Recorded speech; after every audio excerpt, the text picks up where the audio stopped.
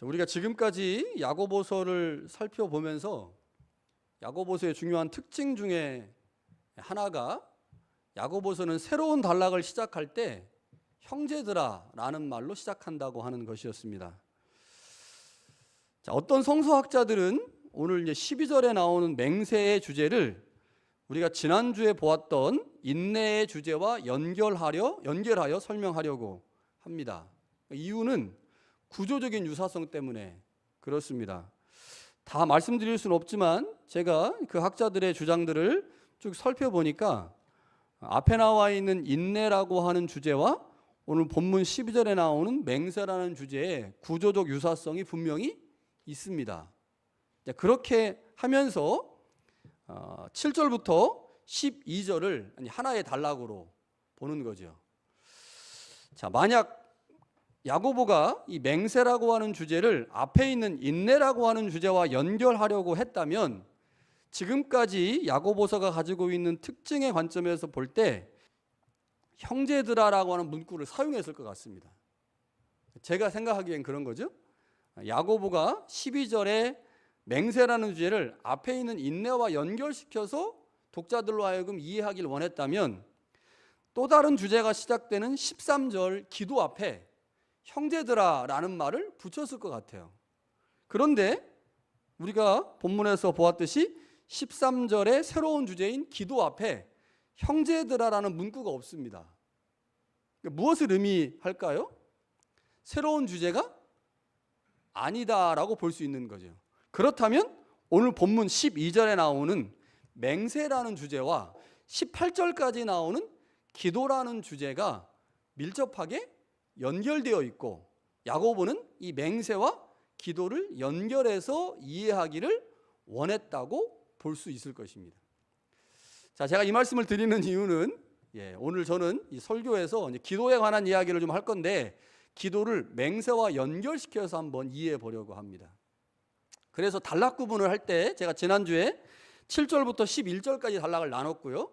오늘 12절부터 마지막 절까지 단락을 나눠서 맹세의 주제와 또 다른 주제인 기도의 주제를 연결하여 야고보가 오늘 이 서신의 마지막 단락에서 강조하고 있는 기도의 의미를 살펴보려고 합니다.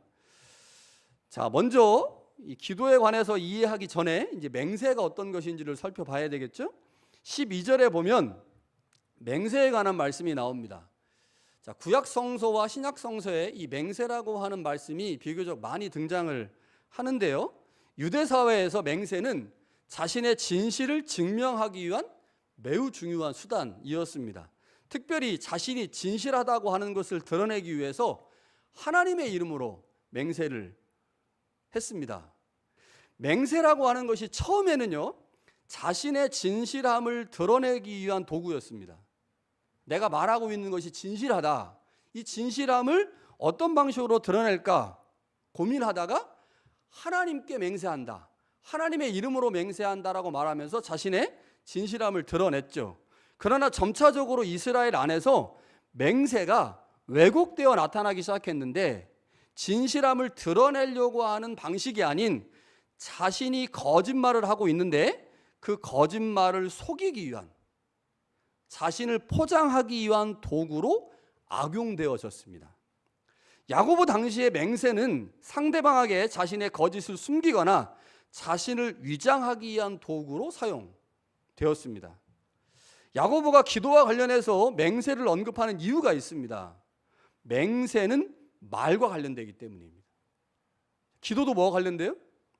기도도 말과 관련됩니다. 그러니까 기도도 말과 관련되고 맹세도 말과 관련되는데 야고보서에서 이미 살펴본 것처럼 야고보는 이미 1장과 3장에서 말에 관해서 2번이나 언급을 했죠. 특별히 3장에서는요, 말과 혀에 대해서 아주 자세하게 언급을 했습니다. 스스로 경건하다고 말하는 사람들도 가장 통제하기 힘든 것이 혀기 때문에 가장 경건한 사람들조차도 말에 실수가 있을 수밖에 없다. 이렇게 말을 했어요. 야고보는 자신을 포장하거나 자신의 거짓을 속이기 위한 방편으로서 맹세를 어떤 사람들이 사용하고 있는데 그 맹세가 혀가 가지고 있는 악한 작용 중에 하나라고 보았습니다. 그러니까 사람들은 이 혀를 통제할 수 없고 혀 때문에 말에 실수가 있는데, 사람들이 일반적으로 혀의 이 악한 작용 중에 하나로 잘못 사용하고 있는 것이 맹세라는 거죠. 그래서 맹세를 통해서 자신의 거짓을 포장하고 자신을 의로운 사람이라고 말하려고 하기 때문에 야고보는 맹세하지 말라. 혀를 통제할 수 없는데 그 통제할 수 없는 혀로 자신의 거짓을 포장하려고 하는 맹세가 우리 가운데 존재한다면 그 맹세는 결국 우리를 망하게 하는 것이다. 그래서 맹세하지 말라라고 하면서 맹세를 금지하고 있죠. 야고보는 계속해서 오직 너희는 그렇다고 생각하는 것은 그렇다라고 말하고 아니라고 생각하는 것은 아니라고 말해라, 이렇게 말합니다. 이게 어디 나오냐면 마태복음 5장에 보면요, 예수님께서 산상설교를 하실 때 이 비슷한 말씀을 하십니다. 예수님이 제자들에게 이 말씀을 하신 이유는 이유 때문이에요. 제자들이 진실하게 살잖아요. 그러면 예라고 말하거나 혹은 아니라고 말하는 상황만 닥친다는 거죠. 진실하면 아니라고 하는 상황에 예라고 말할 이유가 없고, 예라고 말해야 될 상황에 아니라고 말할 이유가 없는 거예요. 내가 진실한데 누군가 내가 물어보면 예, 아니요라고만 대답하는 상황을 만들면 되는데, 내가 거짓된 삶을 사니까, 내가 악한 삶을 사니까 저 사람이 물어봤을 때 분명히 예라고 대답해야 하는데 예라고 대답하면 안 되니까 뭐라고 대답해요? 아니라고 대답한다는 거죠. 그러니까 우리가 아니면 아니다, 혹은 그러면 그렇다라고 말하는 것은 결국 우리가 이 땅에서 진실된 삶을 살면 그렇게 반응할 수밖에 없는데, 거짓된 삶을 살려고 하다 보니 예라고 말해야 되는 상황에서 아니라고 말하게 되는 거고, 아니라고 말해야 되는 상황에서 예라고 하는 상황이 발생할 수밖에 없다는 거죠. 그래서 예수님이 마태복음 5장에서 맹세를 금지하십니다. 예수님. 그러니까 맹세라고 하는 것 자체가 거짓된 삶을 전제한 거라는 거죠. 원래 맹세는 그렇지 않았지만 유대 사회에서 맹세가 악용되면서 자신의 거짓을 숨기기 위한 하나의 방편으로 사용되고 있었던 거죠. 그래서 예수님도 금지하셨고 야고보도 오늘 우리에게 말과 관련된 이 맹세를 금지한 거죠. 야고보가 맹세를 금지하면서 던지는 메시지가 뭐겠습니까? 진실되게 살아라는 겁니다. 진실되게 살면, 진실된 말을 하면 맹세할 일이 없는 거죠. 제가 여러분들한테 내가 하나님의 이름을 두고 맹세합니다, 여러분 저는 이런 사람입니다, 왜 그렇게 말하겠어요? 여러분이 저를 안 믿으니까 그렇게 말하겠죠. 왜 안 믿겠습니까? 제 행동이 엉망이거든. 그런데 행동은 엉망인데 말을 가지고 여러분들에게 믿게 하려고 하니까 하나님 앞에 하나님의 이름으로 맹세합니다라고 말하는 거잖아요. 뭐가 문제예요? 진실된 삶을 살지 않은 게 문제인 거죠. 진실된 삶을 살았다면 내가 여러분들에게 어떤 말을 한다 할지라도 그 말을 믿겠죠. 안 믿으니까 믿게 하려고 하나님의 이름을 가져와서 쓰는 거죠. 그러니까 이 이야기들의 핵심을 보면 진실된 삶을 살지 못하기 때문에 맹세가 필요한 겁니다. 그러니까 맹세할 일이 사실 우리한테는 없어야 되는 거죠. 그게 맞는 거죠. 내가 누군가 앞에서 맹세한다고 하는 것은 결국 내가 진실된 삶을 살지 못하고 있다라고 하는 것을 보여주는 것입니다. 자, 그런데 여기서 내가 진실된 삶을 살고 있어요. 진실된 삶을 삽니다. 그러면 진실된 삶을 살기 때문에 뭐는 필요 없어요? 맹세는 필요 없어요. 저는 여러분들한테 맹세하지 않겠습니다. 절대 맹세하지 않겠습니다. 그냥 진실되게 살겠습니다. 맹세하지 않는 거죠. 진실된 삶을 살면. 그런데 진실된 삶을 살아도 우리에게 필요한 게 있습니다. 맹세는 필요하지 않아요? 그런데 필요한 게 있어요. 그게 뭘까요? 기도입니다. 진실된 삶을 사는 자에게 여전히 필요한 게 있습니다. 그것이 바로 기도입니다. 특별히 서로를 위한 중보기도이죠. 야고보가 지금 그거 말하고 싶은 거예요. 말과 관련된 두 개의 작용이 있어요. 하나는 맹세라고 하는 작용이고 하나는 기도라고 하는 작용입니다. 그런데 맹세는 거짓된 삶을 유장하기 위해서 진실된 삶을 살지 않고 있기 때문에 하는 것이라면, 내가 여전히 하나님 앞에서 진실된 삶을 살고 있지만 여전히 필요한 한 가지 말의 작용이 있다. 그것이 바로 기도다. 그러니까 맹세를 통해서 우리에게 진실된 삶을 살아라라고 요구하면서 그 진실된 삶을 유지하고 그 진실된 삶을 더욱 진실하게 만들기 위해서 우리 가운데 필요한 한 가지가 있다면 그것이 기도라고 지금 말씀하고 있는 거죠. 기도는 우리의 힘으로 할 수 없는 일을 하나님께 의탁하는 행위입니다. 그래서 야고보는 우리에게 필요한 것이 진실하게 보이기 위한 맹세가 아니라 하나님 앞에서 진실함을 보이는 기도다라고 말씀하면서 13절부터 18절까지 기도에 관해서 말씀합니다. 아주 길게 겉면이 나오는데요. 13절에 보면 야고보가 두 가지를 질문하죠. 하나는 공동체 안에 고난당하는 자가 있느냐 이렇게 질문해요. 또 다른 하나는 즐거워하는 자가 있느냐 이렇게 묻습니다.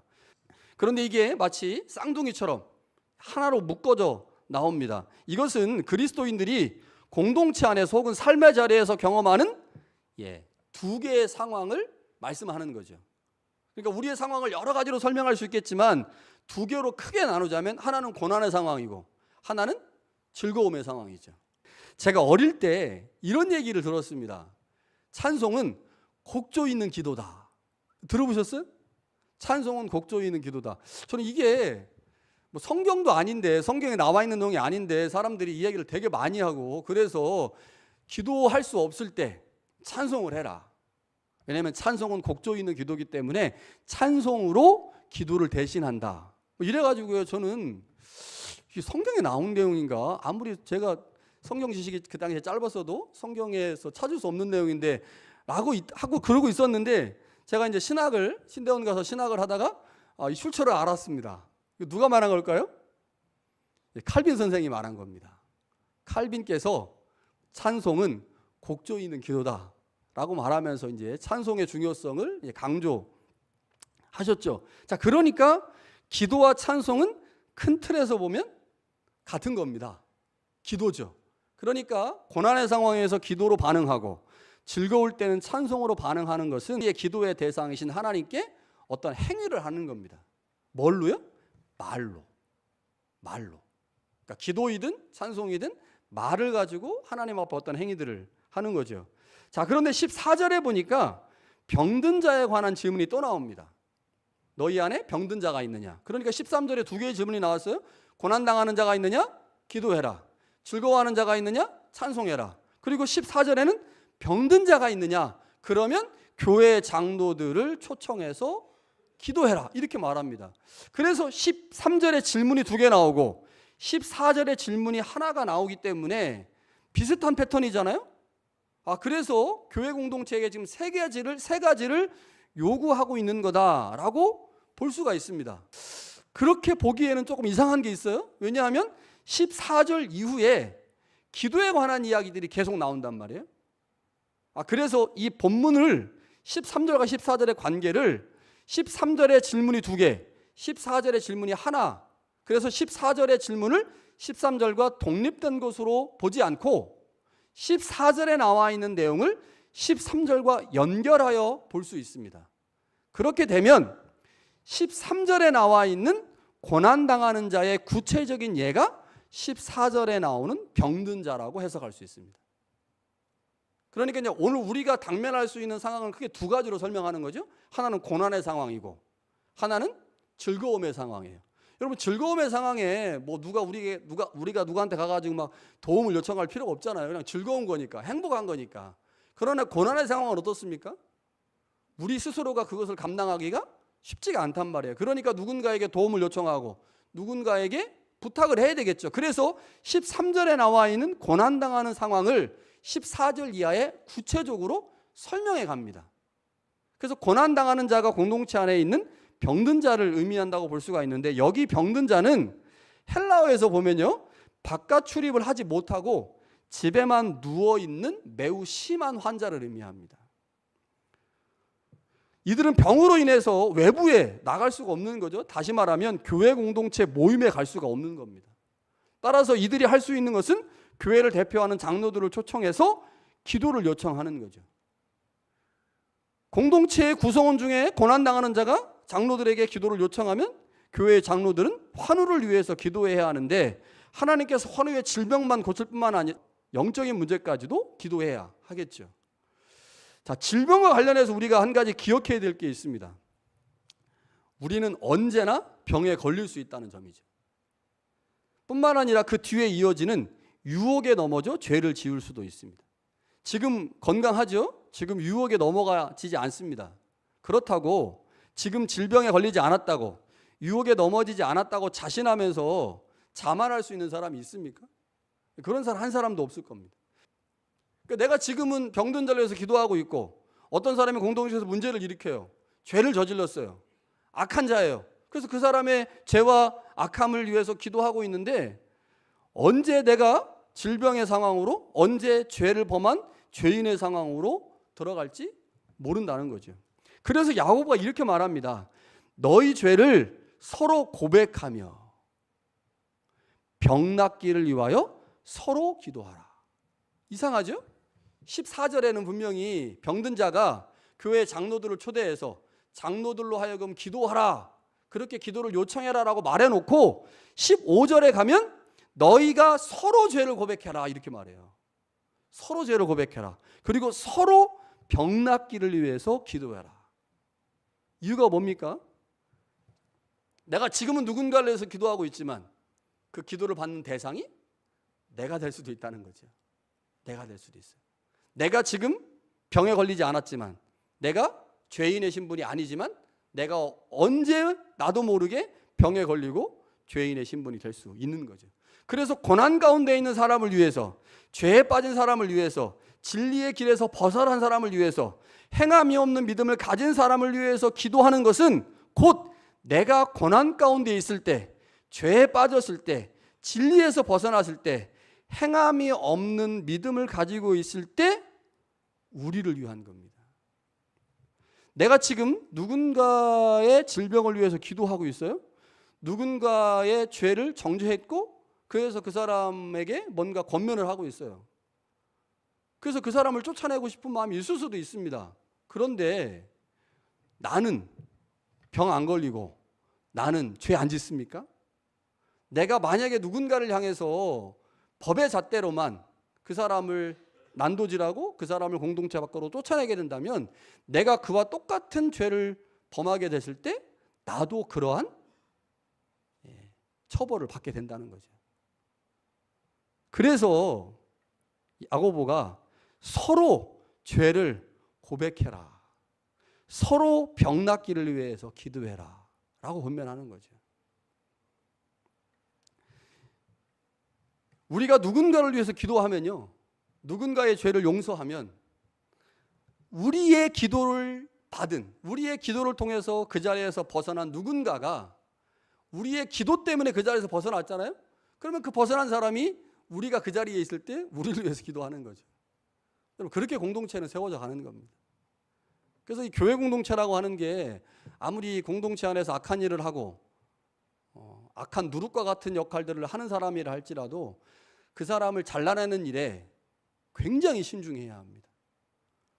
왜냐하면 나도 그 사람과 같이 악한 누룩의 자리에 설 수 있거든요. 여러분, 맹세와 기도의 차이점이 뭘까요? 자, 12절에 맹세 얘기했고요, 13절부터 18절까지 기도 얘기했습니다. 기도와 맹세의 차이점이 뭘까요? 맹세가 뭐예요? 누군가를 속이는 악한 거잖아요. 그런데 이 맹세의 핵심 중에 이 누군가를 속이는 악한 것을 빼고라도 맹세의 주체는 누구냐? 납니다. 다. 내가 다짐하는 거예요. 내가. 맹세할 때 하나님의 이름으로 하고 혹은 하늘을 두고 맹세하지만 사실 맹세의 주체는 언제나 나 자신입니다. 반면에 기도는 어떻습니까? 내가 하죠? 그러나 기도는 내가 주체가 아닙니다. 기도하게 하시는 하나님, 그리고 기도의 응답을 주시는 하나님이 기도의 주체이죠. 내가 기도했는데 기도의 응답이 없어요. 그러면 그 기도를 뭐라고 불러요? 허공을 치는 소리라고 부르지 않습니까? 그래서 기도라고 하는 것은 응답이 반드시 있어야 되는데 그 응답의 키는 하나님이 갖고 있단 말이에요. 그래서 내가 어떤 방식으로 기도하느냐, 내가 어떻게 기도하느냐를 하나님은 매우 중요하게 보시는 거죠. 이 말은 무엇을 의미합니까? 맹세의 주체는 나지만 기도의 주체는 내가 아니라 하나님이라는 거죠. 맹세는 언제나 나 중심이라면 기도라고 하는 말은 언제나 하나님 중심입니다. 그러니까 야고보서에서 우리에게 정말로 강조하고 있는 한 가지가 이 말에 관한 건데, 이 마지막 서신을 마무리하면서 우리가 하는 두 개의 말을 소개하는 거예요. 하나는 맹세라는 말이고 하나는 기도라는 말인데, 우리가 이 땅을 살면서 어떤 말을 하면 살아야 되느냐? 맹세가 아니라, 나 중심의 맹세가 아니라 하나님의 중심인 기도를 하면서 살아야 된다라고 말하는 거죠. 제가 오늘 설교 제목을 세상에서 가장 아름다운 말이라고 정했습니다. 세상에서 가장 아름다운 말이 뭘까요? 기도입니다.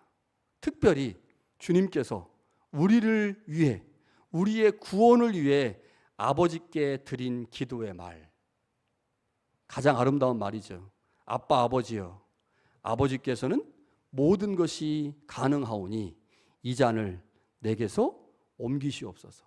그러나 나의 원대로 마시옵고 아버지의 원대로 하옵소서. 얼마나 아름다운 말입니까? 주님께서 또한 십자가 위에서 이렇게 말씀하십니다. 아버지, 저들을 사하여 주옵소서. 자기들이 하는 것을 알지 못합니다. 우리의 구원을 위한 주님의 기도는 세상에서 가장 아름다운 말입니다. 병든 자를 위한 기도의 말이 얼마나 아름답습니까? 타인의 아픔과 고통이 벗어나기를 위해 간구하는 중보기도의 말이 얼마나 아름답습니까? 서로에게 자신의 부족함과 나약함을 고백하고 자신의 말과 행동으로 인해 상처받은 사람에게 자신의 잘못과 죄를 고백하는 말이 얼마나 아름답습니까? 누군가가 미혹되어 진리를 떠났을 때 그가 그 잘못을 돌이키고 돌아오기를 바라는 마음으로 드리는 중보의 기도가 얼마나 아름답습니까? 뿐만 아니라 교회가 하나님의 뜻을 따라 바르게 사역할 수 있기를 위해서 드리는 기도가 얼마나 아름답습니까? 주님의 기도가, 그리고 우리가 서로를 위해서 하는 중보 기도가 세상에서 가장 아름다운 말입니다. 이제 주님처럼 세상에서 가장 아름다운 말을 하면서 살아갑시다. 공동체를 병들게 하는 맹세가 아닌 하나님을 전적으로 의지함으로 타인과 공동체를 위해 드리는 기도가 세상에서 가장 아름다운 말임을 기억합시다. 나와 공동체의 상황을 하나님께 아뢰는 기도, 타인의 문제와 질병을 위해 드리는 중보 기도는 우리가 세상에서 할 수 있는 가장 아름다운 말입니다. 이 야고보서가 오늘 우리에게 마지막으로 권면하고 있는 내용입니다. 오늘 야고보서가 끝입니다. 어떤 것이든 끝이 날 때면 항상 시원섭섭합니다. 오랫동안 성서 강해를 진행하면서 항상 이런 마음이 들었던 것 같아요. 성경 각권을 강해하다 보면 모든 성경이 그 성경만의 중요한 특징과 메시지를 가지고 있다는 사실을 발견하죠. 여러분, 야고보서가 주는 특별한 메시지가 있습니다. 무엇일까요? 야고보서는 행함을 강조합니다. 그러나 그 행함은 언제나 믿음의 결과로서의 행함입니다. 그러니까 말을 강조해요. 말을. 행동을 강조하죠. 그런데 말과 행동은 언제나 믿음의 결과로서의 말과 행동이라는 겁니다. 따라서 야고보서가 진짜 강조하고 있는 것은 살아있는 믿음입니다. 살아있는 믿음이 있을 때 행함을 만들어낼 수 있다. 그래서 행함을 강조하는 것처럼 보이지만 사실은 우리의 믿음을 점검하라는 겁니다. 우리의 믿음이 살아있게. 그때 행동이 진짜 만들어지니까요. 하나님에 대한 신실한 믿음을 가진 자는 반드시 그 믿음에 상응하는 행위를 해야 합니다. 믿음의 결과로서의 행함은 또한 우리가 가진 믿음을 증명하는 도구이기 때문이기도 하죠. 그러니까 내가 가지고 있는 믿음이 행함을 만들어내는데 그 행함이 결국 우리의 믿음을 증명해 주거든요. 그래서 내가 하나님 앞에서 믿음 있는 사람이라는 사실들을 드러내는 방법 중에 하나가 이제 행함이다 보니 우리의 행함이 반드시 믿음의 결과로 나타나야 되고, 또 그 행함이 중요한 이유는 그 행함이 내가 하나님 앞에 가지고 있는 믿음을 드러내는 도구이기 때문이죠. 그래서 야고보는 행함과 믿음을 결코 분리시키지 않습니다.